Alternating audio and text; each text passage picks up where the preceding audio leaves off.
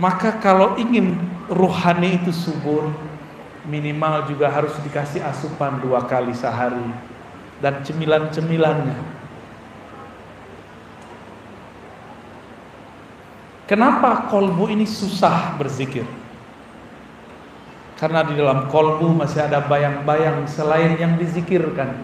Zikir artinya mengingat. Yang diingat Allah. Di dalam kolbu masih ada bayang-bayang selain Allah. Itulah kata Imam Nawawi, bagaimana kamu mau usul, mau merasakan hadirnya Allah, sedangkan di kolbumu muntabi'atun, ya, masih terlihat, masih terbayang wajah-wajah selain Allah Subhanahu wa ta'ala. Maka karena kita ini lemah, tidak mampu mengingat Allah, ingatlah orang yang ingat Allah. Namanya Rabithah. Enggak juga, maka ingatlah yang memisahkan kita dengan orang yang kita ingat.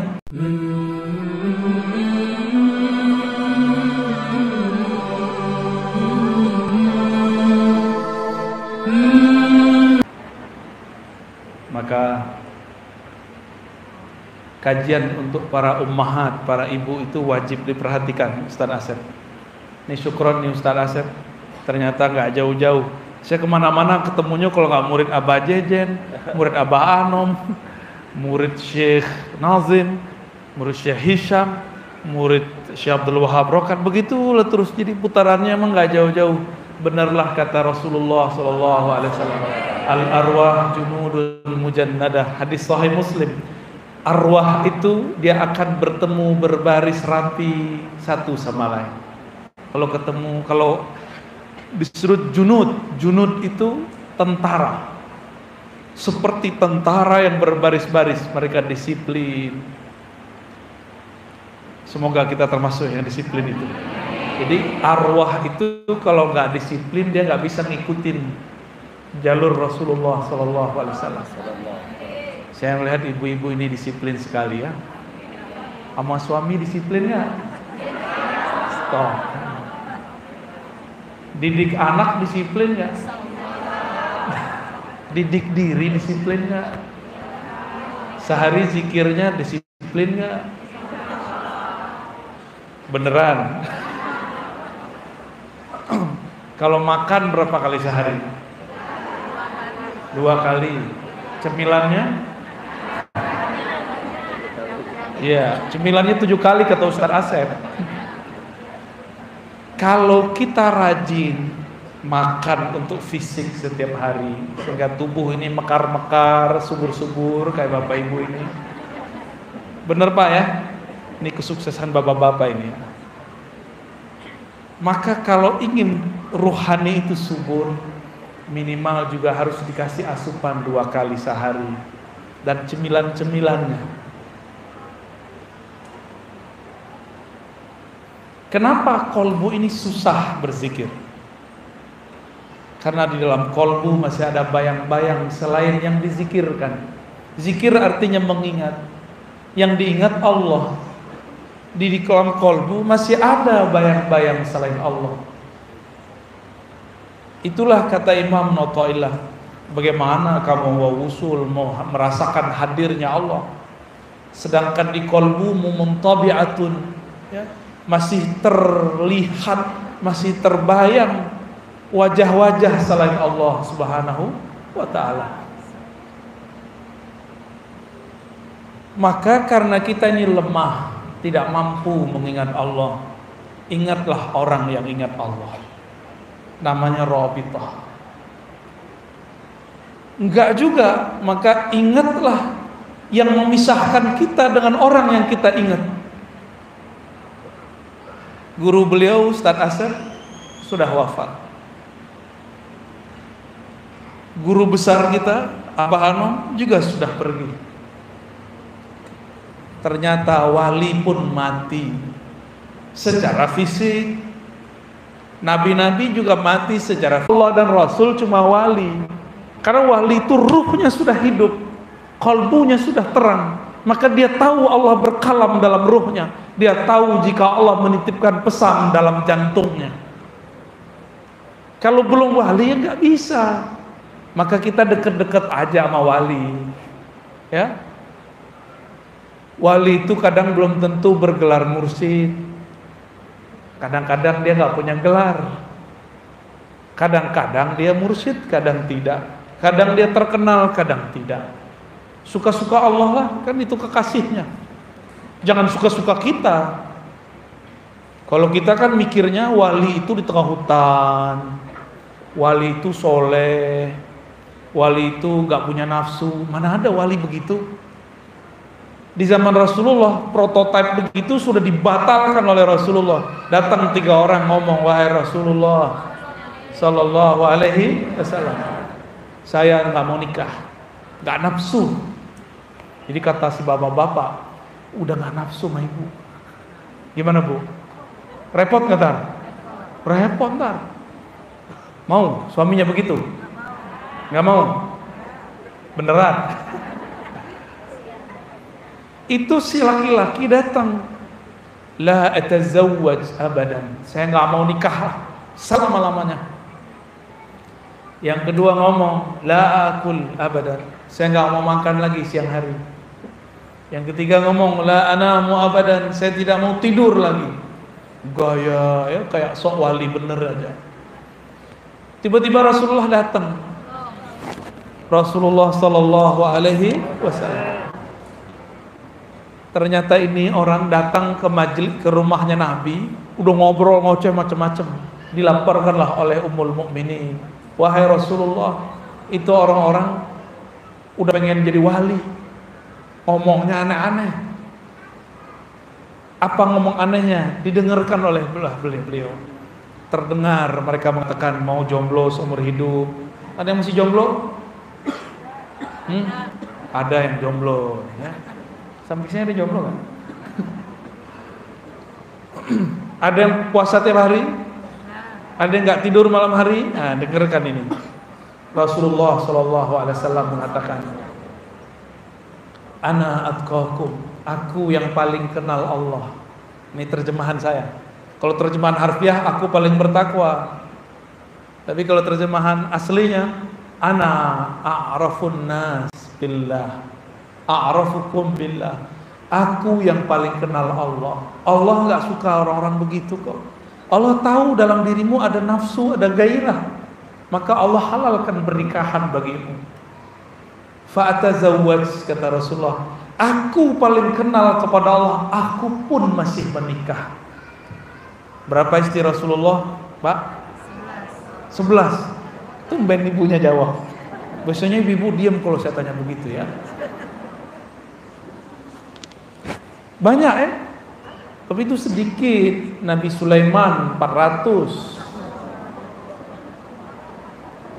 Pelayannya, gundiknya, jariahnya 600. Jadi berapa tuh? 1000. Saya nggak bisa bayangin tuh. Nggak bisa saya bayangin 4 aja belum kebayang. Belum kebayang kan, belum pengamalan, dan belum pengalaman. Jadi belum kebayang sama sekali. Apalagi Nabi Sulaiman 400 ditambah 600, ya salam. Ya. Gimana cara bagi waktunya tuh? Tapi kita nggak tahu. Nabi ini kan nurnya bisa mecah ya. Salah satu mukjizat para anbiya itu terlihat di waktu yang sama di banyak tempat. Itu rahasianya. Itu ilmu Nabi Sulaiman tuh namanya. Ya, kalau boleh dikasih ke bapak-bapak, ntar dibuka cabang banyak-banyak.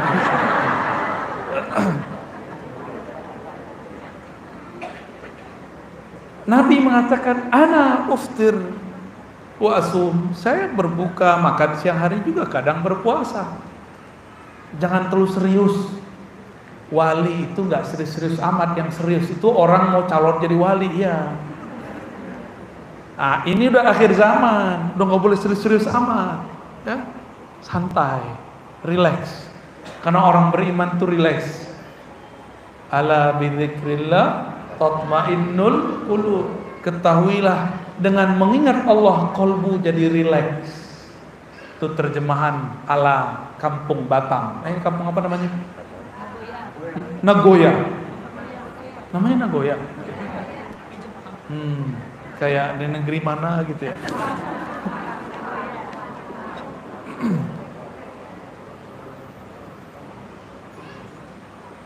Mengingat orang-orang yang soleh membuat kita paham bahwa kekasih Allah itu bukan Allah kita, tapi Allah Allah. Jadi nggak cocok nih sama pikiran, masa wali begini? Ya, emang wali kamu. Mereka itu kekasih Allah, wali Allah, bukan kekasih kamu. Suka-suka Allah mau diapain? Mau disimpan di mana? Itu aja bapak-bapak ada yang naruh di apartemen ini, ada apartemen itu, ya kan? Ada yang di pulau ini, di pulau itu, suka-suka dia. Itu bapak-bapak loh, apalagi Allah, suka-suka Allah. Allah mau samarkan kekasihnya, Allah mau zahirkan kekasihnya, suka-suka Allah. Ini ibu-ibu ini ada yang secret cinta seseorang ya. Apalagi bapak-bapak ini. Itu normal, cuma jangan kelamaan. Itu normal. Harus dihancurkan secepatnya jika tidak mungkin. Harus dihindarkan, harus dirubah polanya. Cinta itu kalau bukan kepada Allah dan Rasulullah pasti menyiksa. Ya, hubbu ma siwah azabun. Mencintai selain Allah itu hanya menyiksa diri, capek. Termasuk mencintai guru, kalau bukan karena Allah itu lelah. Satu saat guru kita diambil oleh Allah atau kita diambil oleh Allah, maka robitoh kita yang paling mutlak sebenarnya robitoh ikatan kalbu kepada Allah. Karena kalbu ini tidak bisa membayangkan Allah, maka kaitkan kalbu dengan Rasulullah. Karena kita tidak bertemu Rasulullah, maka hubungkan hati dengan orang yang terhubung kepada Rasulullah sallallahu alaihi wasallam. Udah punya guru yang terhubung kepada Rasulullah? Sudah ya. Jangan jauh-jauh dari guru yang terhubung kepada Rasul. Tapi guru bukan wali, bukan, kalau wali syukur, bukan nabi. Jadi jangan terlalu berlebihan juga mengantukkan harapan kepada mursyid ya. Kalau mursyid kita wafat, kita belum kuat, cari mursyid baru. Jangan kemudian mengeluh, pusing, ya Allah guruku mati. Allah kan gak pernah mati. Masa kisah Umar diulangi kembali? Sayyidina Umar radhiyallahu ta'ala anhu ketika Rasulullah wafat, beliau katakan, man qala bimauti Muhammad, siapa yang mengatakan Nabi Muhammad mati, saya sembelih. Yang ngomong siapa?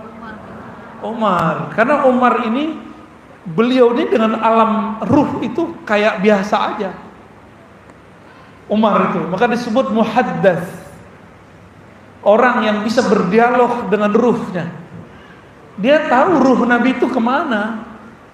Maka Sayyidina Umar mengatakan Rasulullah itu tidak mati. Cuma kan yang begitu hanya Umar.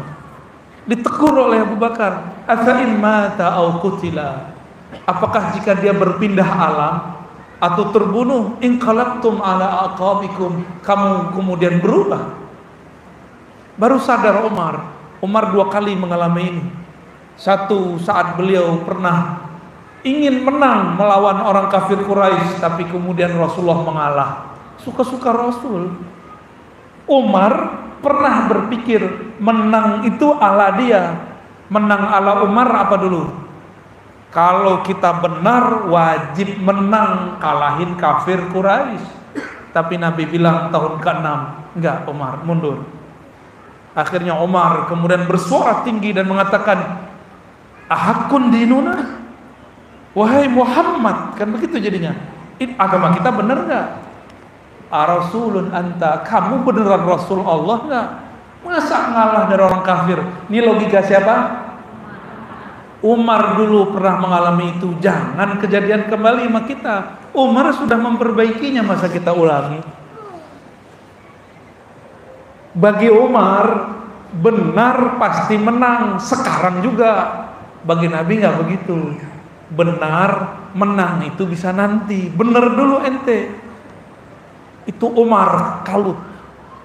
Tahu kalut? Ya. Itu Umar, selevel Umar loh, apalagi kita. Jadi jangan heran ada orang kalah ngamuk-ngamuk ya. Wajar. Umar juga begitu. Tapi Umar kan ada yang negur, antum ada yang negur enggak? Punya mursyid enggak? Mursyidnya Umar Nabi Muhammad, meninggal Nabi Muhammad, mursyidnya Abu Bakar As-Siddiq ditegur oleh Abu Bakar, Umar, sadar kamu.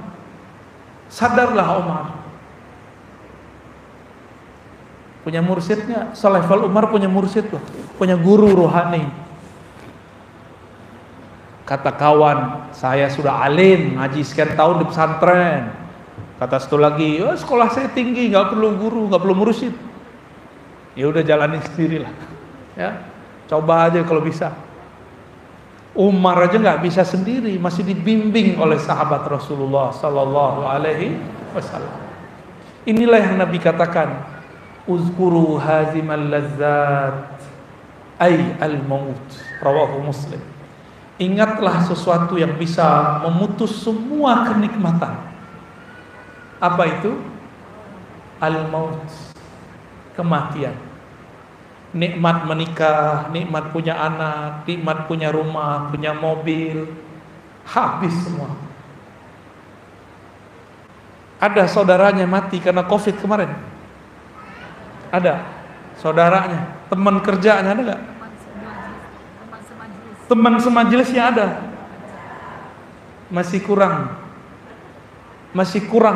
teguran dari Allah Subhanahu. Ada yang pulang nanti meninggal bisa jadi.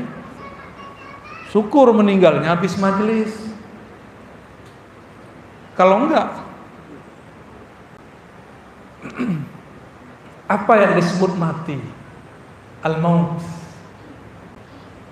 Karena kadang-kadang Allah itu unik juga. Allah mengatakan kepada Nabi Muhammad masih hidup. Innaka mayyitun, dalam surat Az-Zumar. Hai Muhammad, engkau mayyit, engkau adalah bangkai mati, gitu. Itu Allah yang ngomong. Ternyata maksudnya engkau akan mati, hai Muhammad. Wa innahum mayyitun, mereka pun akan mati. Kalau sekarang begini doang kita sebut mati, nggak ada efeknya. Coba inget-inget teman kita duduk di samping sekarang mati, bisa nggak? Orang tua kita dulu hidup membesarkan kita, sekarang ada nggak? Udah nggak ada. Biasanya kalau baru-baru ingat, baru-baru meninggal itu bisa nangis. Tapi kalau sudah lama, bingung juga mau nangis apa. Di dunia ini yang menghidupkan sunnah ingat mati cuma ahli thariqah, ahli tasawuf.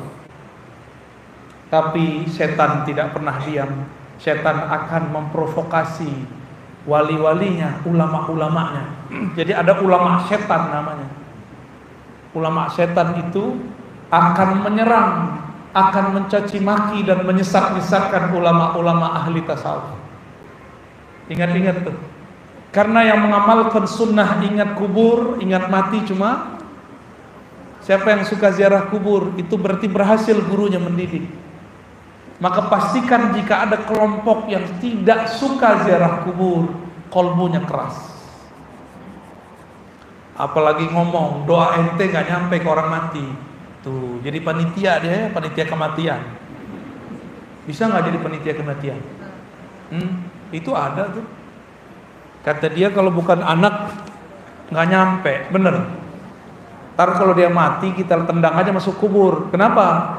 Karena sholat jenazah itu isinya doa. Takbir ketiga bunyinya apa? Allahumma fir lahu warhamhu. Kita bukan anaknya, ngapain baca begitu? Ini seorang imam namanya Ibn Nasr, seingat saya.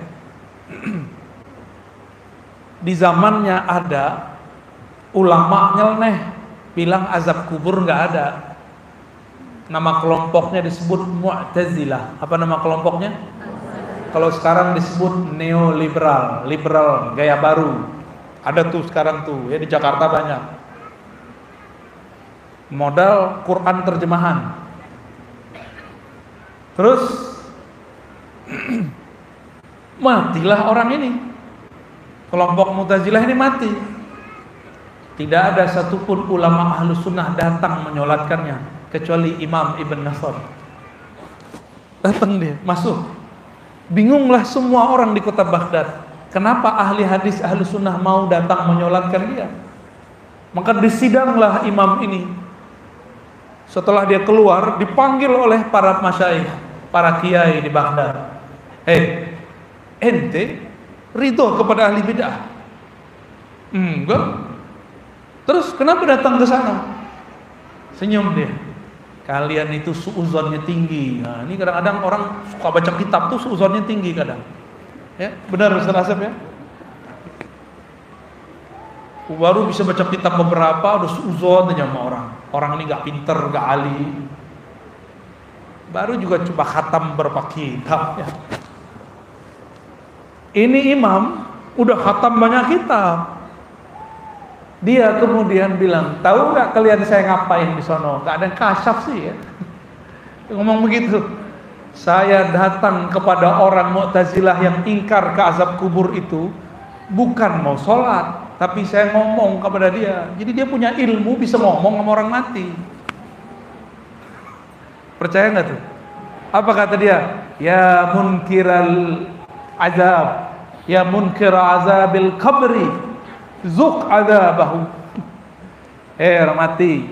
Dulu ente kan nggak percaya azab kubur, rasain habis ini. Dia ngomong begitu, bukan dia takbir bukan. Habis itu dia pergi. Jadi Allah itu kirim umar-umar setiap masa yang kolbunya, ruhnya bisa tembus ke alam lain dengan izin Allah. Disebut mukasyafah. Disingkapkan kolbunya oleh Allah Subhanahu wa ta'ala. Diizinkan. Hadis Imam Tirmizi, ada sahabat lagi i'tikaf di masjid, nggak muat, sampailah keluar masjid. Itu masjid dulu tempat kuburan. Ternyata masih ada itu kuburan orang Islam yang menghafalkan surat Al-Mulk, dikubur di situ.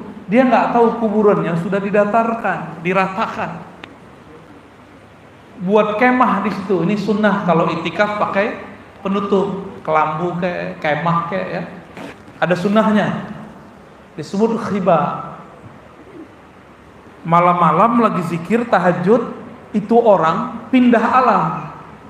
Ruhnya Allah bawa ke alam kubur. Terdengarlah ada orang baca surat Al-Mulk dari dalam tanah. Gimana kira-kira? Bapak Ibu lagi tahajud malam. Baca Rabbi. Belakang ada orang yang bilang amin. Takut gak? Takutnya bukan ke Allah, takutnya sama jin. Baru dikasih keajiban begitu udah takut. Gimana kalau tiba-tiba ada yang ngetuk pintu? Assalamualaikum, ana malakul maut. Gimana? Maka gak usah minta kasap-kasap ya. Stres.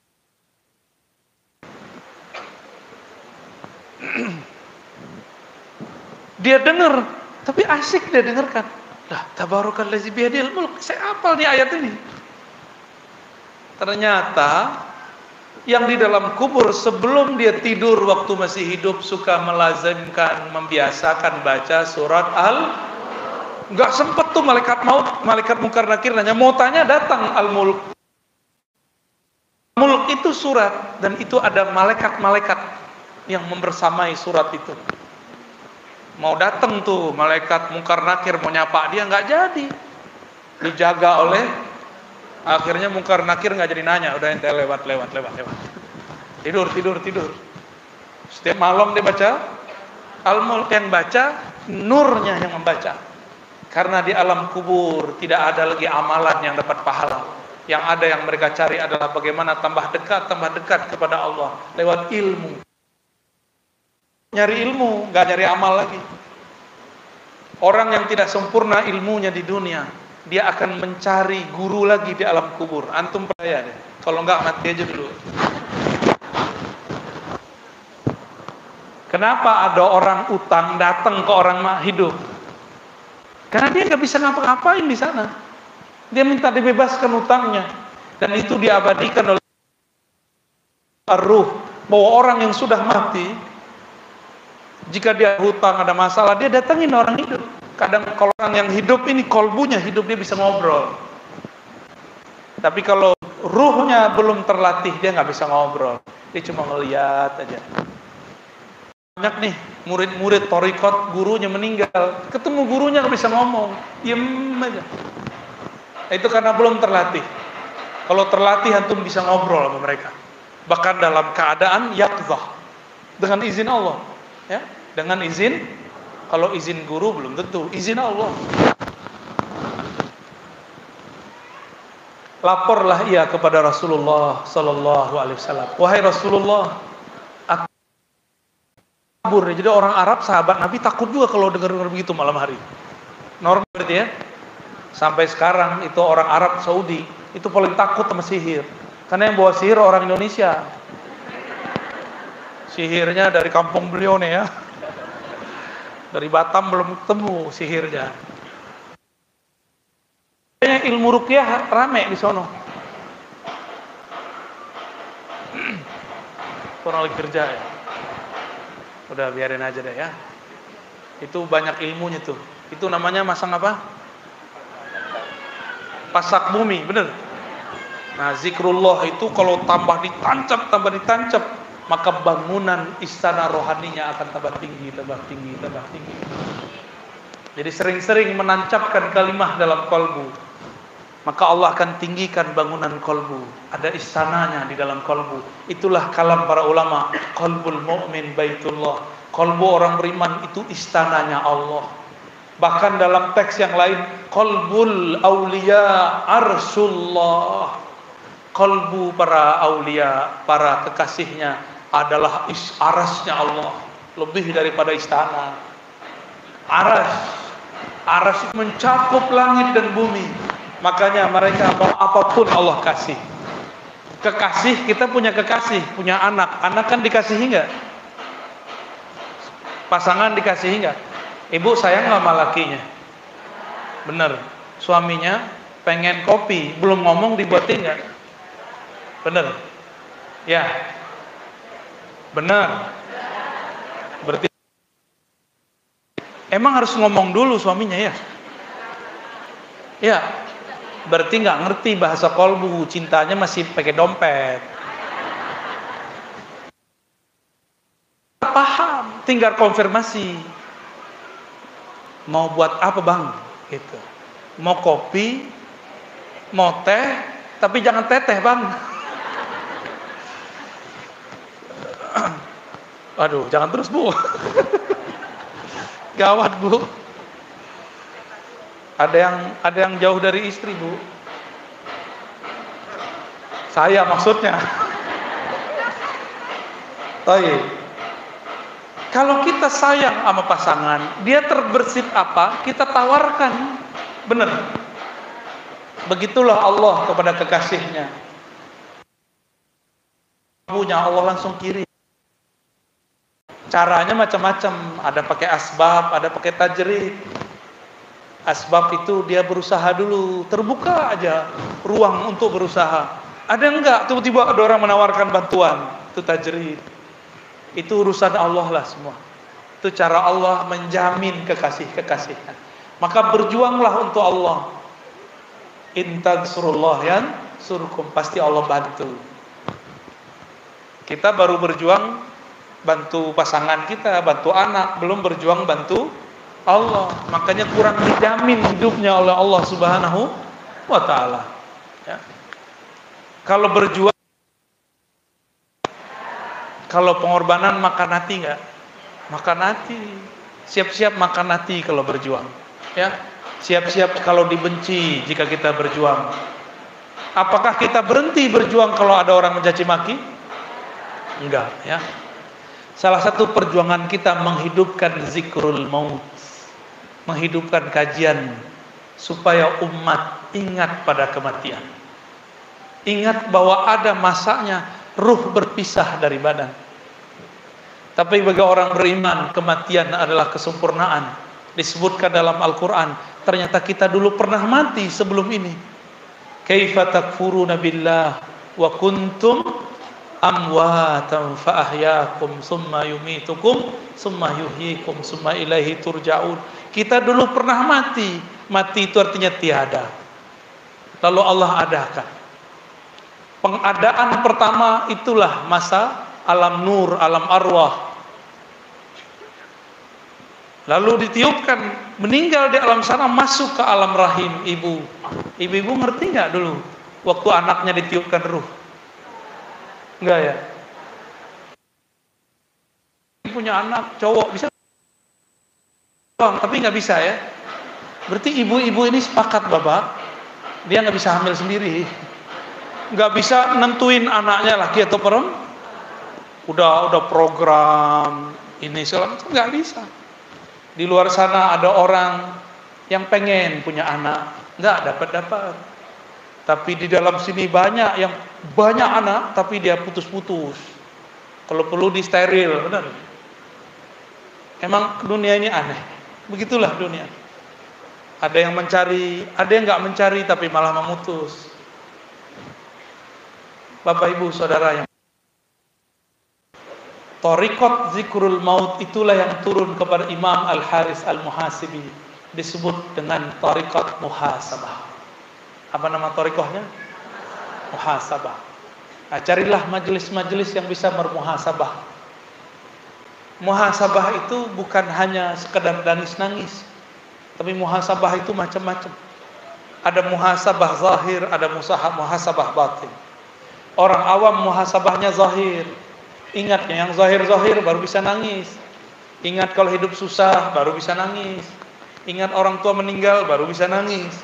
Tapi orang-orang terpilih, mereka menangis karena mereka merasa jauh dari Allah Subhanahu wa taala. Saya bertemu seorang wali Allah. Kami ngobrol-ngobrol tentang puasa. Puasa itu batal, kenapa Pak Kiai? Saya kira batal itu dengan jawaban fikih, makan, minum, menggauli pasangan. Dia bilang enggak. Bagi saya batal secara hakiki kalau engkau lupa kepada Allah Subhanahu wa taala. Loh, ini keras amat nih kajian Pak Kiai. Ya iya, hadis Imam Bukhari mengatakan as-saumu li, as-siyamu li, puasa itu milikku. Jadi para ahlullah itu mengatakan, setiap aku lupa kepadanya maka qalbuku mati. Jadi kapan qalbu ini mati? Kalau lupa kepada Allah. Karena ingat Allah susah, ingatlah orang yang ingat Allah itu guru mursyid. Ana ma'ahu idza dzakarani, aku bersamanya jika dia mengingatku. Maka ingatlah orang yang mengingat Allah Subhanahu wa taala, insyaallah kalbu kita mulai hidup ya. Bapak Ibu yang berkahan Allah, zikrul maut adalah amalnya Sayyidah Fatimah. Sayyidah Fatimah ketika Rasulullah sallallahu alaihi wasallam sakit mau wafat enggak ada obatnya. Rasulullah itu tabibul qulub, afiatul abdan. Rasulullah itu obat hati, penyembuh penyakit badan. Ada Sayyidina Ali matanya sakit disembur pakai ludah sembuh. Ada sahabat sakit perut seumur hidupnya diludahi Nabi sembuh. Ada sahabat yang punya masalah berat bau badan, cukup meminum keringat Nabi harum seumur hidupnya. Rasulullah sallallahu alaihi wasallam. Tapi di akhir hayatnya pun beliau masih sakit. Sakit mau meregang nyawa dengan badan. Ketika Rasulullah sudah mulai sakit-sakitan begitu, terciumlah bau ini oleh Sayyidah Fatimah. Fatimah mengerti bahwa Rasulullah akan berpulang ke hadirat Allah Subhanahu wa taala. Maka Fatimah menangis. Hadis ini riwayat Imam Bukhari dan Muslim. Menangis, wahai Rasulullah, wahai abati, wahai ayahanda, apakah engkau akan meninggalkan aku? Ternyata Fatimah sangat sedih ditinggalkan ayahnya. Dia nggak masalah kalau ditinggal suami, nggak masalah sama dia, tapi ditinggal Rasulullah itu masalah bagi Fatimah. Ibu-ibu mana yang duluan nih, suami apa istri ntar? Hah? Maunya kayak Fatimah ya? Apa kata Nabi? Wahai putriku, ridhokah kamu jika aku awal dipanggil, setelah itu yang pertama nyusul kamu? Kalau saya ngomong begitu, ibu-ibu kabur kali ya? Berhenti aja jadi muridnya. Benar ya? Belum mau mati Ustaz. Gitu ya? Fatimah masih muda. Tapi Nabi kabarkan, yang pertama menyusulku adalah engkau wahai Fatimah. Tenang Fatimah, nanti engkau akan membersamaiku di alam sana. Fatimah yang tadinya nangis, dia langsung senyum. Tuh beda kan mama ibu-ibu? Ibu-ibu saya kabarin mati ntar pasti pada mukanya galau tuh ya. Ini beda Fatimah dengan Fatimah zaman now ya. Kenapa Fatimah berbahagia dikabarkan mati? Karena dia dikabarkan akan menyusul Rasulullah sallallahu alaihi wasallam. Adakah di dunia ini kekasih melebihi kekasih Rasulullah sallallahu alaihi wasallam? Gak ada. Fatimah itu kalau nggak disuruh nikah sama Sayyidina Ali, dia nggak mau nikah dia. Rasulullah yang menjodohkannya dengan Sayyidina Ali, baru dia menikah. Bagi Fatimah cukup mengabdi kepada ayahandanya Sayyidina Nabi sallallahu alaihi wasallam. Maka ketika baginda Nabi ditanam di dalam kubur, sahabat kemudian menginjak-injak tanah. Fatimah menangis bergetar mengatakan, ya Abtah, betapa mereka tidak kenal engkau, kuburmu diinjak-injak mereka. Jadi Fatimah pun ngomong, kalau mereka tahu nggak berani pakai kaki, pasti pakai tangan pelan-pelan. Itu Fatimah ngomong, ya Abtah, wahai ayahanda, tahu siapa engkau. Mereka tidak akan berani menginjak-injak kuburmu. Tapi kita supaya kubur keras, kita injak-injak. Kalau versi Fatimah tidak, pakai tangan pelan-pelan walaupun lama. Inilah beda pecinta dengan sahabat yang cuma kenal. Tapi itulah makom mereka. Beda dua makom, makom arifin yang kenal Allah dengan cuma muttaqin yang bertakwa kepada Allah. Fatimah dikabarkan, engkau akan menyusulku. Maka dia menunggu-nunggu saat kematian. Ternyata mati itu sama dengan berangkat pulang kampung. Kita mau pulang kampung sebelum hari raya, ditunggu-tunggu nggak waktu itu? Dirindu nggak itu? Dicari-cari nggak tiketnya? Mahal pun dibeli. Mau nggak beli tiket kematian? Mau. Harus mau, kalau nggak sempurna. Ruh ini sempurna kalau dia mati. Tapi sebelum dia berpisah dengan badan, dia harus punya petanya dulu. Dia mau kemana habis ini? Jangan dikira orang baru mati semua langsung ketemu Allah. Enggak. Orang baru mati dihisap dulu dia, baru ditanya Mungkar Nakir. Belum langsung ketemu Allah. Itulah kalam Sayyidina Umar, mutu qabla an tamutu. Ini bukan hadis Pak ya. Matilah kamu sebelum mati. Sudah tiada, tidak melihat, tidak mendengar, tidak bisa ngapa-ngapain. Itu namanya mati sebelum mati. Dan cara mematikan diri, ingat maksiat. Ingat pasti. Maka kadang-kadang maksiat itu hadiah juga. Kalau kita ini taat dari kecil, seperti anaknya Jan, namanya Banul Jan Azazil. Dari kecil dia zikir. 1000 tahun berzikir, dia merasa sombong. Itu akibat cuma diajarin zikir tapi nggak diajarin ilmu.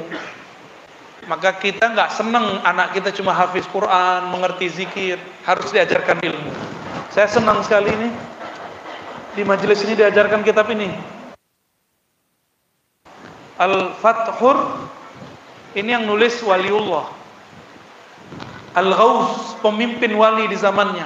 Siapapun yang bersalam dengannya jadi wali.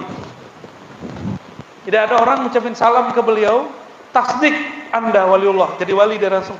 Minimal jadi wali umum. Ketemu Syekh Abdul Qadir Al-Ji, pengarang kitab Al-Fathur Robbani. Itu kalau cuma salam. Sahabat Nabi cuma memandang beliau lalu percaya beliau Rasulullah, langsung berganti status jadi sahabat. Radhiyallahu taala anhu. Di zaman Syekh Abdul Qadir ada orang percaya dia seorang wali, langsung jadi wali umum, wali am. Mengikuti thariqah beliau di zaman itu, langsung jadi wali khas, wali yang spesial. Ilmu beliau terus berkembang sampai sekarang berkembang, ya. Tapi sudah banyak juga perubahan-perubahan, ya. Saya lihat beberapa yang diajarkan di sini sudah tidak diajarkan dalam thariqah. Padahal dahsyat itu, dahsyat. Sayyidina Umar mengatakan apa tadi? Mutu qablaan tamu. Inilah cara untuk membuat zikir itu nikmat.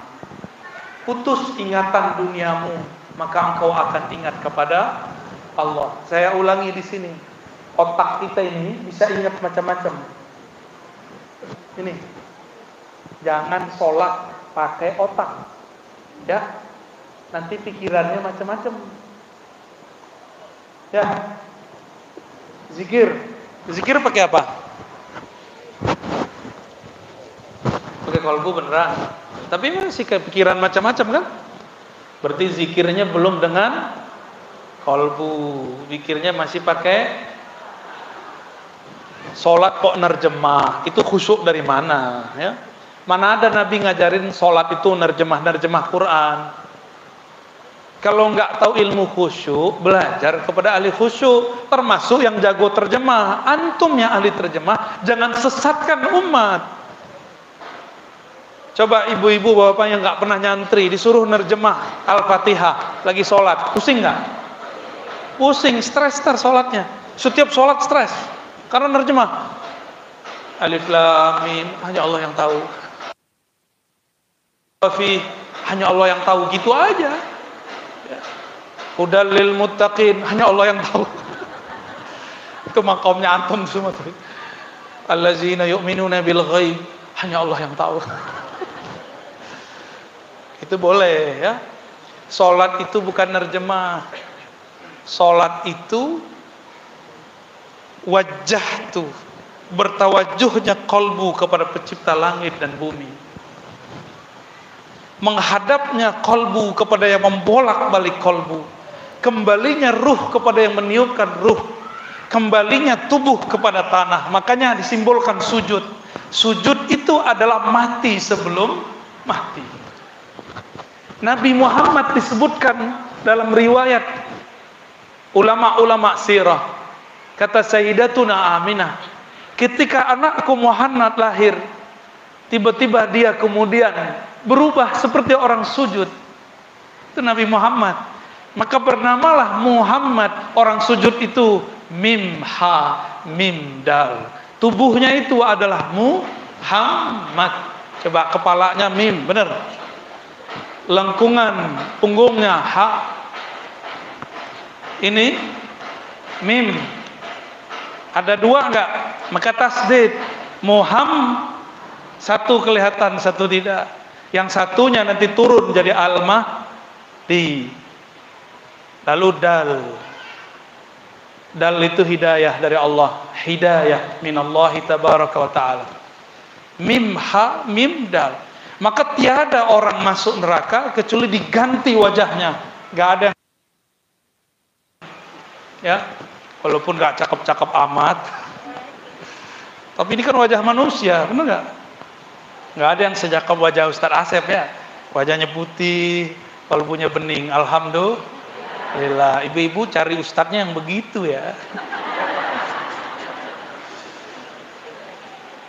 Makanya nggak boleh dimaskerin ustadznya. Selamat Ustadz.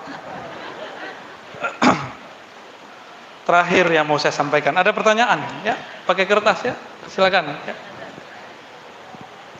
Mengingat kematian itu bukanlah mengingat sesuatu yang menakutkan.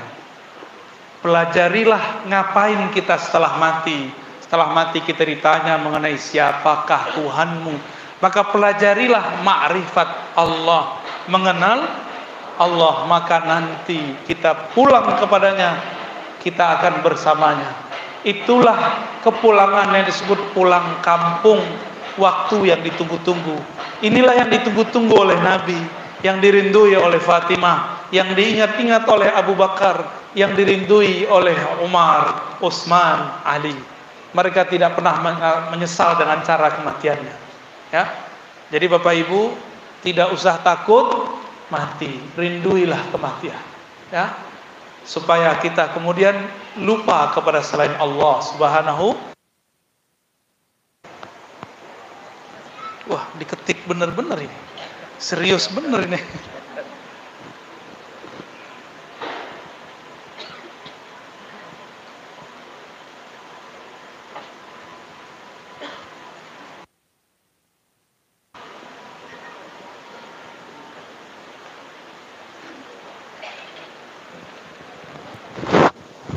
Ya, ini secret ya, sesuai dengan yang ditulis.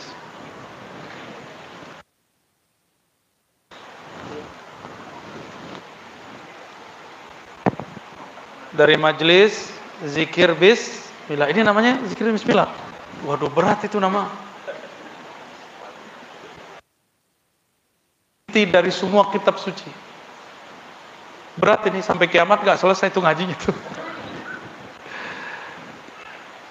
Semoga pimpinannya Ustadz Asep Robani diberkahi oleh Allah Subhanahu wa taala. Di sini ada Rotibul Haddad ya.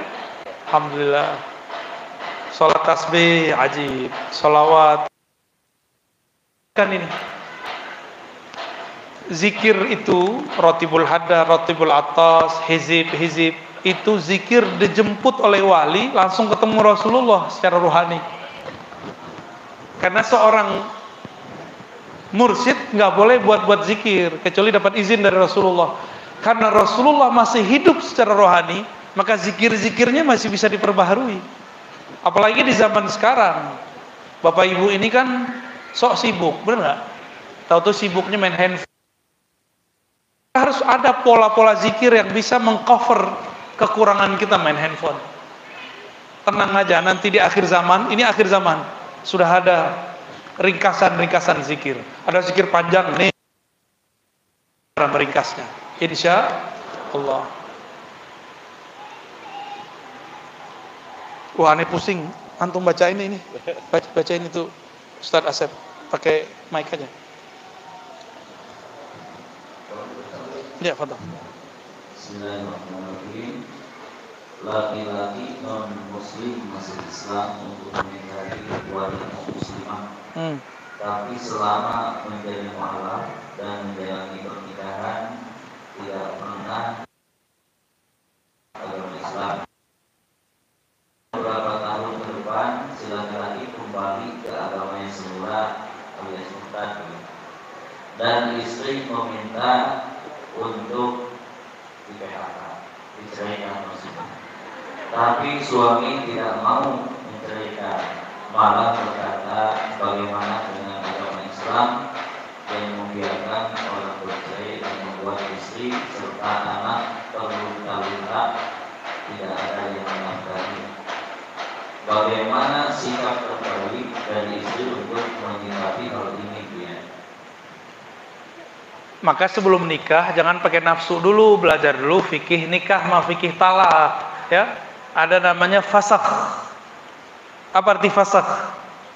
Pernikahan batal otomatis, nggak perlu talak, nggak perlu gugat cerai. Dengan cara pasangan murtad. Batal perceraiannya udah nggak sah, nggak boleh lagi berhubungan badan, ya, cerai langsung, abadi, nggak ada lagi.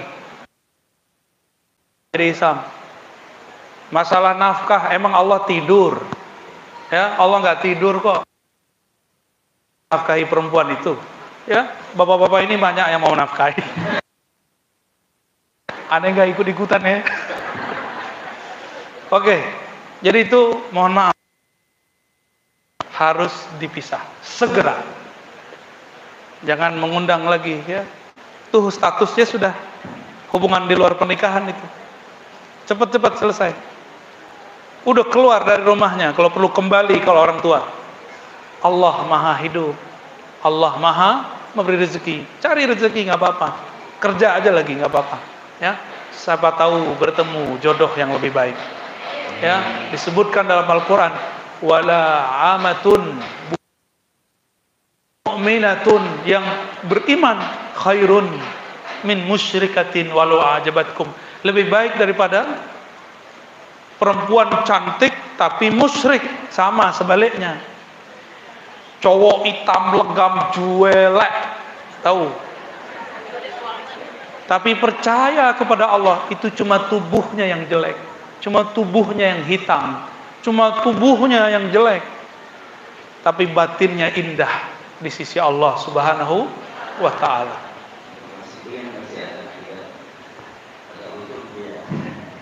Semoga dia dalam lindungan Allah. Amin. Amin. Ya, di saat sholat kita tidur dan bermimpi. Apakah setelah bermimpi roh kita keluar? Ya. Lagi sholat. Ya, lagi sholat bukan. Ya. Sampai mimpi. Ya saat tidur, mohon maaf. Saat kita tidur dan bermimpi, mohon maaf. Apakah saat mimpi roh kita keluar? Mau tahu? Mau tahu? Di saat kita tidur, bukan hanya mimpi, lagi tidur, Allah langsung genggam roh, langsung digenggam. Tapi Allah kasih ari-ari, tahu ari-ari, masih ada kaitan dengan tubuh. Jika dia kembalikan, namanya jaga, terbangun. Jika dia tidak kembalikan, namanya mati. Mudah itu bagi Allah, sangat mudah. Jadi jangan dikit-dikit tidur, dikit-dikit mangap, ya.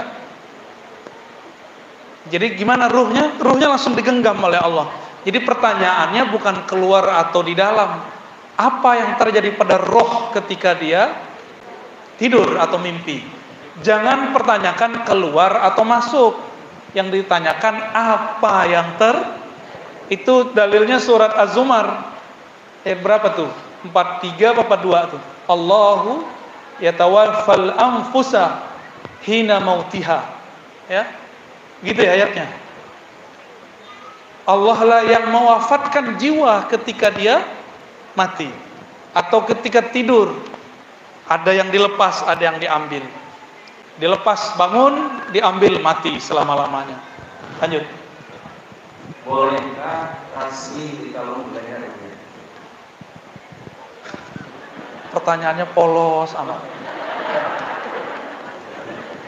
Boleh nggak begini? Boleh nggak begini? Boleh. Boleh nggak? Sekarang saya ganti pakai tasbih, boleh nggak? Kata orang, pakai tasbih itu mirip Yahudi. Kata orang sebelah, dia nggak kenal Yahudi, sok-sok bilang Yahudi. Nggak ada Yahudi pakai kalung-kalung begitu. Yang ada Kristen, yang ada Saulin, kata dia, sok tahu ya. Jadi si Ustadz ini ngayal. Yang kalau kita nih adu-adu hak paten sama orang-orang, kita dituntut sama Saulin gitu. Ya salam. Sama Buddha, sama Kristen, ya salam. Sotoy ente ya. Tasbih itu alat yang sudah dipakai oleh istri-istri Nabi, tapi tidak pakai tali. Dipakai oleh sahabat Nabi. Abu Darda pakai, Abu Hurairah. Cuma tasbihnya Abu Hurairah bukan 33. Bukan berapa tuh? 100, enggak. Tasbihnya beliau panjangnya 2000. baru bisa tidur kalau sudah khatam putar balik 6 kali. Kalau begitu Abu Hurairah paling mirip sama Yahudi dong. Nanti orang-orang Saulin akan nuntut tuh ya, nuntut Abu Hurairah. 11 sama kelompok ya kemarin membicarakan Abu Hurairah ya. Ya. Ketika khatib naik mimbar, masih bolehkah sholat sunat tahiyatul masjid? Satu ya. Dalam sufi, bagaimana penilaian tentang mendengar, bermain dan berjoget? Mungkin ada yang gerakannya disebutkan. Ya. Kemudian, banyak amat. Udah dulu. Ya. Yang pertama tadi apa? Yang pertama, ketika khatib naik mimbar, ya masih bolehkah kita sholat sunat? Khutbah kedua makruh. Kalau khutbah pertama masih dibolehkan. Satu kali ada seseorang masuk masjid, Nabi lagi khutbah. Nabi tanya, "Shalaita rakaatain?" Sudah sholat 2 rakaat? Dia bilang belum. "Shalli rakaatain khafifatain." Sholat yang ringan, jangan panjang-panjang pakai Al-Qari'ah. Apalagi pakai surat As-Sajdah, jangan.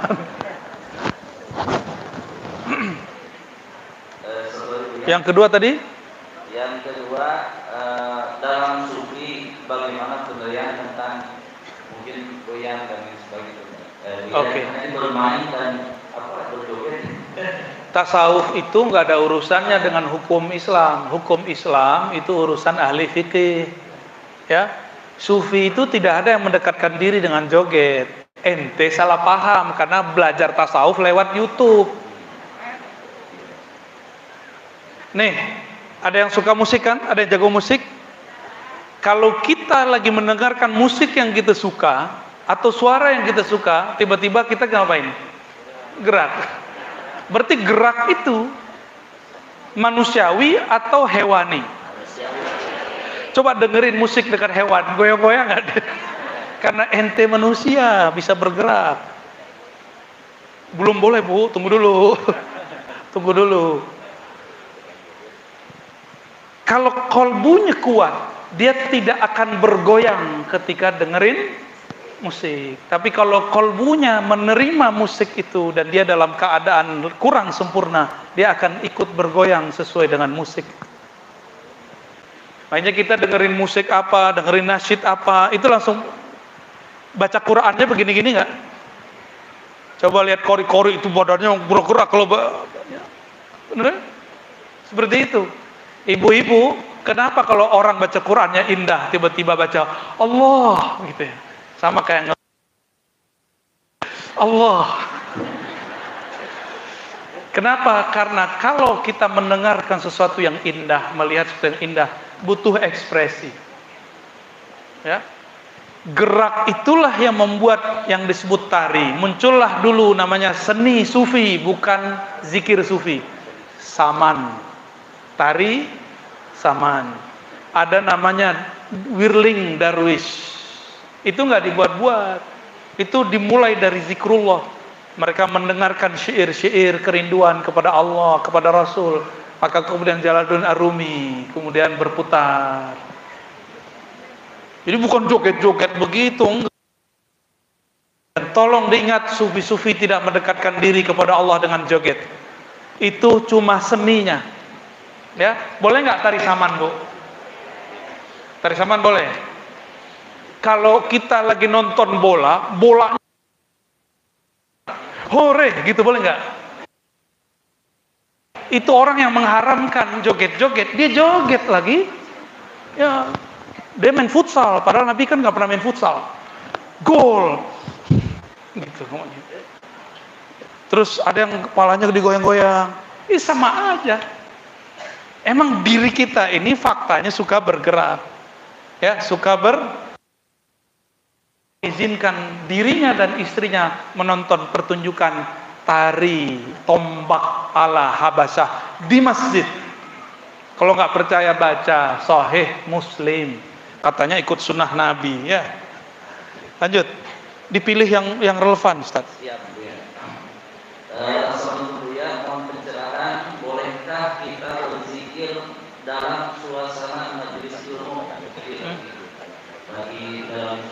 Sampai jam mana? Ini bolehkah berzikir? Gimana ulangi?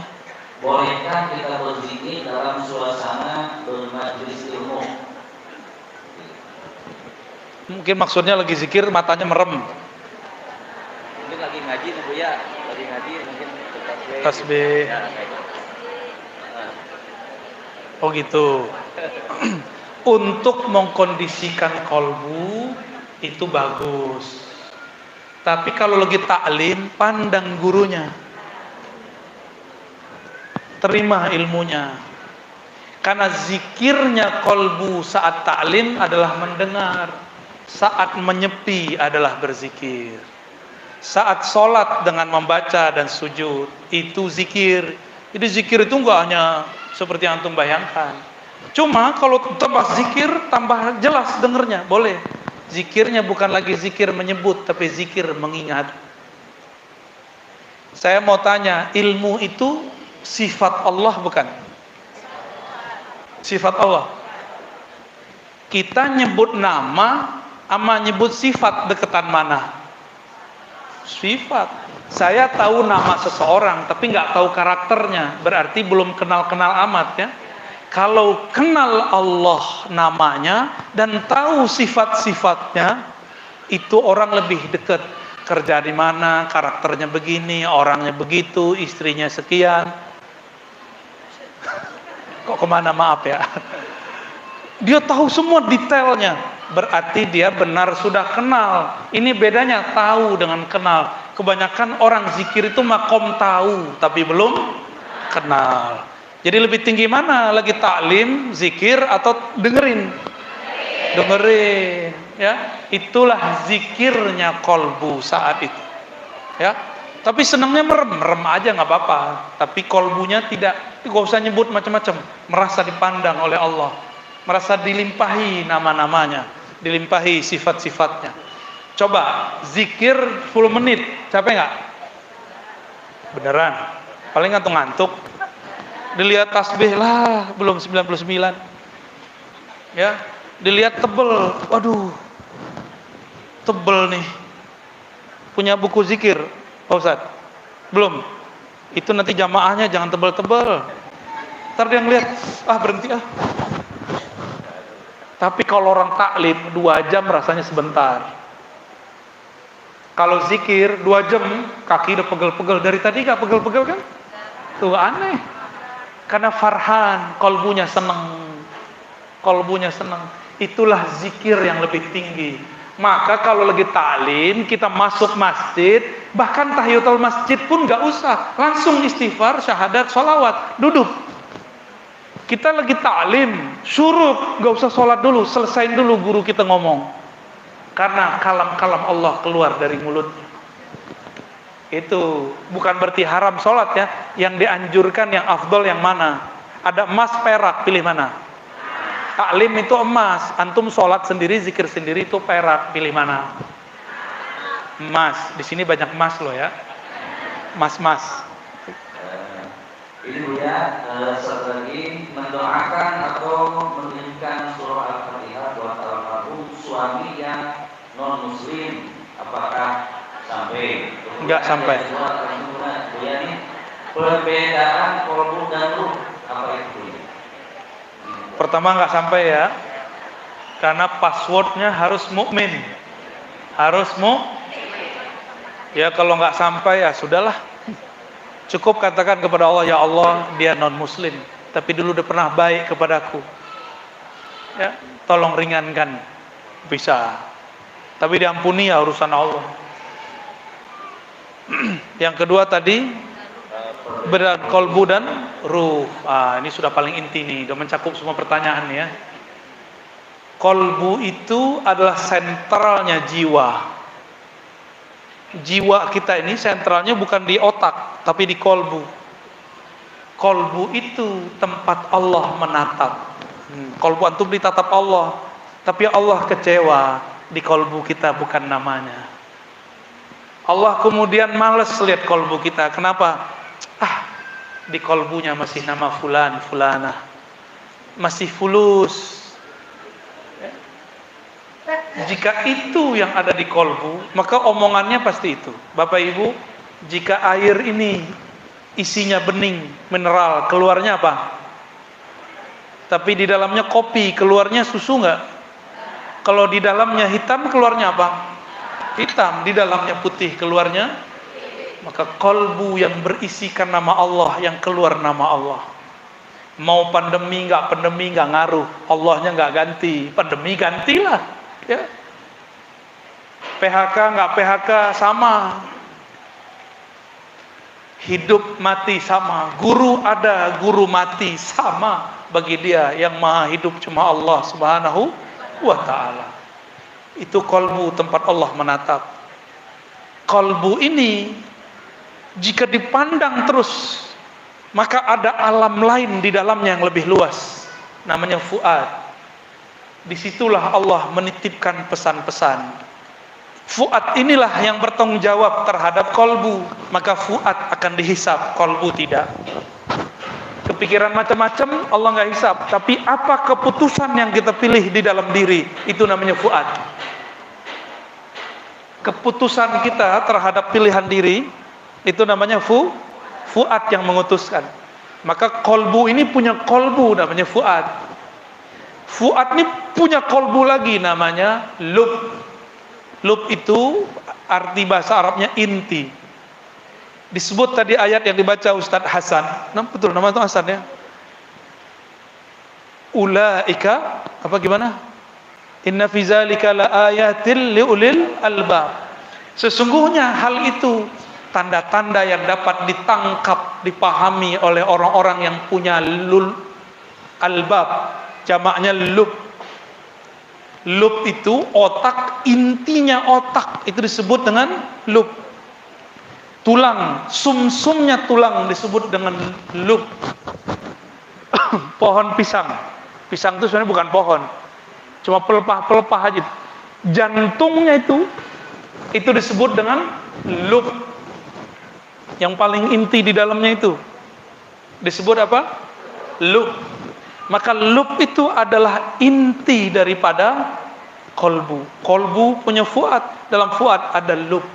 Di dalam lub itulah Allah menyimpan rahasia-rahasianya, sirnya. Disitulah Allah berkalam-kalam mengilhami hambanya.